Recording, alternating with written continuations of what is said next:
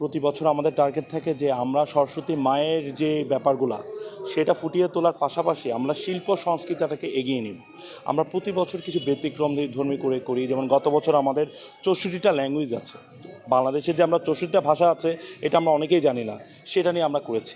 এই বছর আমরা শচীন দেব বর্মনকে নিয়ে করেছি। কখনো ফুটবল বিশ্বকাপ, কখনো দেশের ৬৪টি আঞ্চলিক ভাষা ফুটিয়ে তোলার মতো ভিন্নতা, কখনো বা করোনার ভয়াবহতা ও সচেতনতা ফুটে ওঠে মণ্ডপের কারুকার্য ও চর্চায়। এবছর সরস্বতী পূজায় উপমহাদেশের বিখ্যাত সঙ্গীতজ্ঞ কুমিল্লার কৃতি সন্তান শচীন দেববর্মনকে মণ্ডপে ফুটিয়ে তোলা হয়েছে তার প্রতিকৃতি, জীবনী ও কারুকার্যে।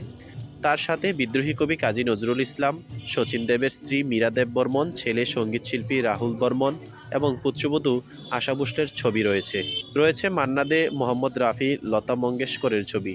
এসব দেখতে ভিড় করছেন দর্শনার্থীরা। মণ্ডপে একপাশে চলছে বিভিন্ন ধর্ম ও বর্ণের মানুষের ধর্মীয়, দেশাত্মবোধক ও লোকগানের আয়োজন, আছে নৃত্য। ব্যতিক্রমীভাবে সরস্বতী পূজা উদযাপন করে কুমিল্লার প্রশংসায় ভাসছেন দত্ত পরিবার। দত্তবাড়ির পূজা নামে প্রতি বছর ভিন্ন ভিন্নভাবে সরস্বতী পূজা উদযাপন করে থাকে এই পরিবারটি। ধর্মবর্ণ নির্বিশেষে নগরীর রানীর বাজার সারদাপালের মাঠ সংলগ্ন এলাকায় সকল মানুষ এসে মুগ্ধ হয়ে দেখছেন এই ব্যতিক্রমী পূজা। আমাদের বাড়িতে দত্ত বাড়িতে আমরা সরস্বতী পূজাটাই আসলে ধরে রেখেছি ১৭ বছর ধরে, এবার ১৮ বছরে পদার্পণ করলো। তো প্রত্যেকবারই সরস্বতী পূজাতে আমরা চেষ্টা করি ভিন্নধর্মী কিছু করার, যেখান থেকে নতুন প্রজন্ম ইভেন পুরান প্রজন্মেরও যাতে কোনো কিছু স্মরণ করতে হয়, সেটা আমরা চেষ্টা করি শিক্ষণীয় কোনো কিছু তুলে ধরার জন্য। পূজা উপলক্ষে এসে অন্তত কিছু হলে মানুষ জানতে পারবে যে এই লোকটা কে, আর এই লোকটা আমাদের জন্য সাংস্কৃতিক অঙ্গনের জন্য কি করেছে।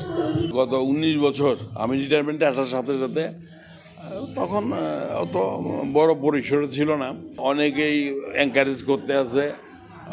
ইন্ডিয়া থেকে